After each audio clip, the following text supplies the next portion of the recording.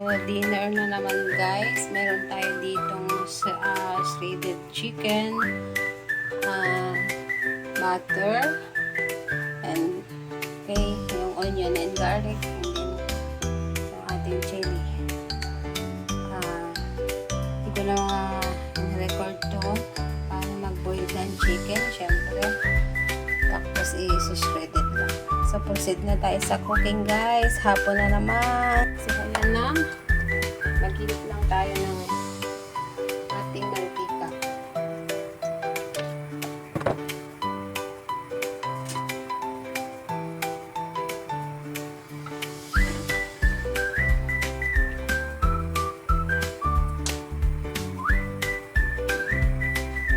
Okay.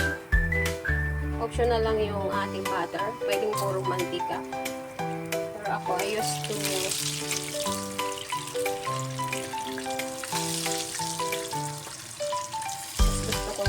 butter kasi para sa ating aroma. Ayan natin yung ating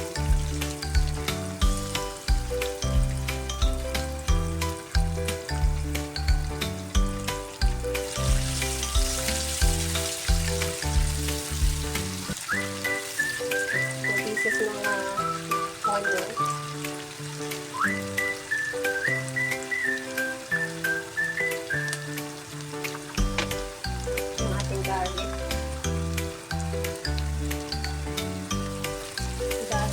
Pastel ay most requested na ang ulam. Pwede siyang i-preserve para pagka gahol tayo sa oras, meron tayong ready din na pang-ulam.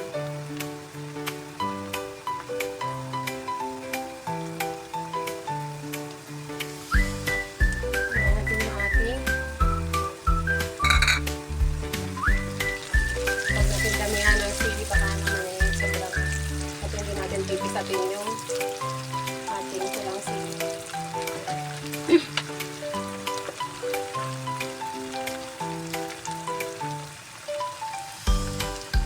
Lalagay tayo ng konting turmeric powder para pang kulay lang.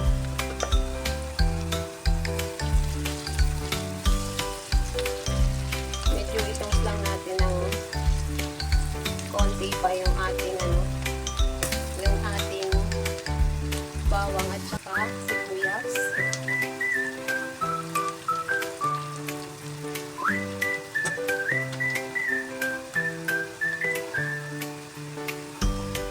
Nagkahalo na yung, nag-blend na yung aroma ng chili, garlic, and onion.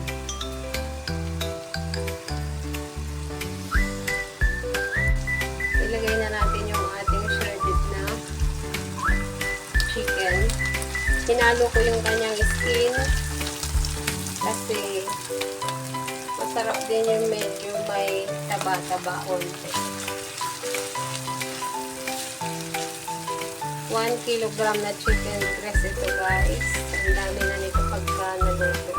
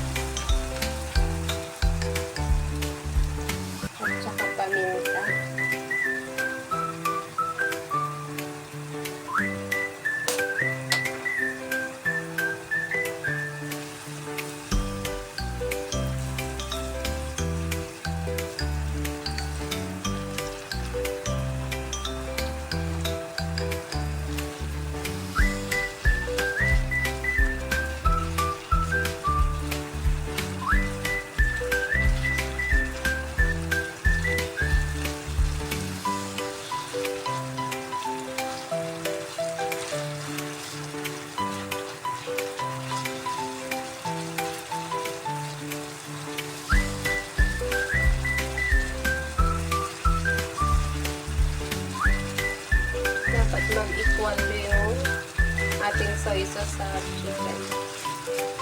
Kung kaya nyo siyang mas pinuhin pa kaysa dito, mas i-shred pa, much better para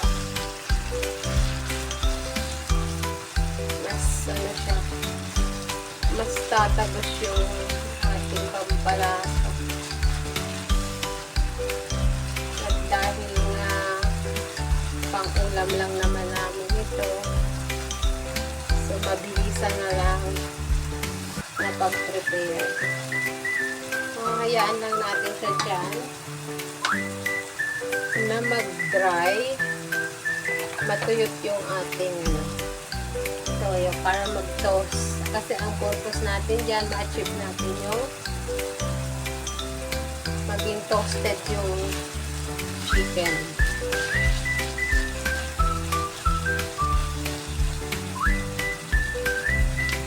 Pwedeng mag-last ito ng up to 2 weeks. Basta syempre naka-refrigerate. Pwede siyang maglagay ng oyster sauce. Ako kasi nilagagamit ng oyster sauce. So, pwede tayo ng seasoning. Optional.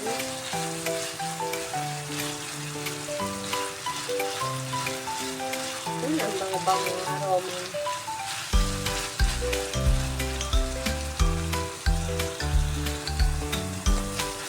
Ayan guys, so medyo natutuyot na.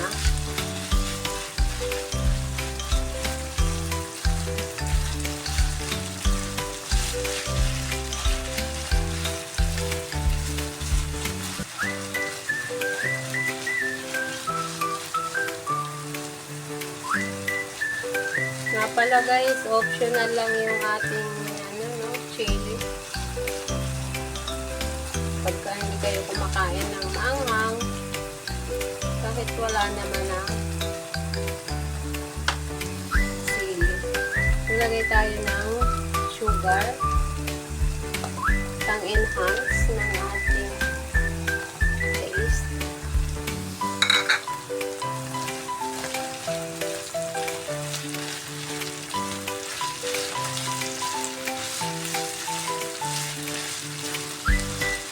Target natin guys ay medyo ma-toast yung chicken. So wala pa. Unti-unti pa lang natutuyot yung ating liquids, which is yung ating butter and the oil. So kakayaan na lang muna natin siya dyan na mas mag-settle pa.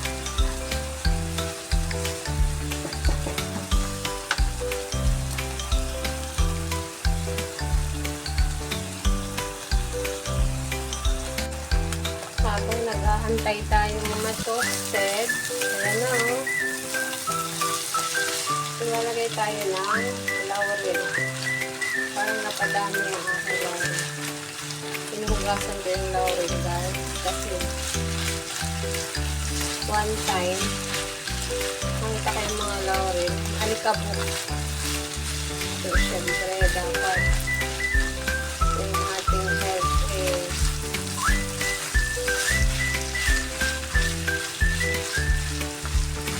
ayan na, medyo natotoast na siya.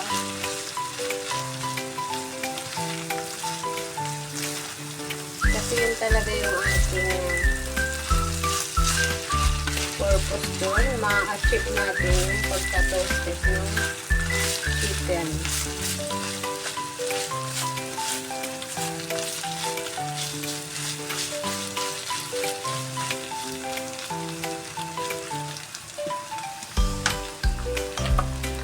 Lalagay tayo ng konting suka at hayaan lang siya dyan until mawala yung kanyang amoy asin.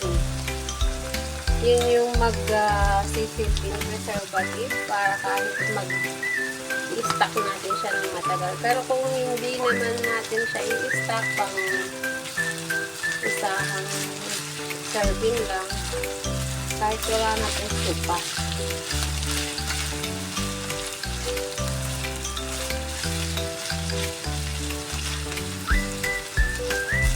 Hahalu-haluin natin kasi baka hindi mag-equal yung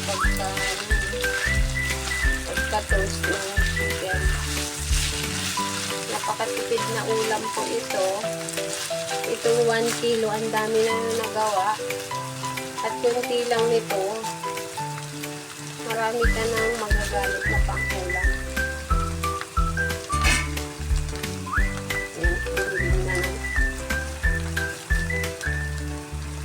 Oops!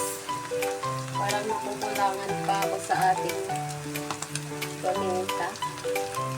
Mag-add tayo.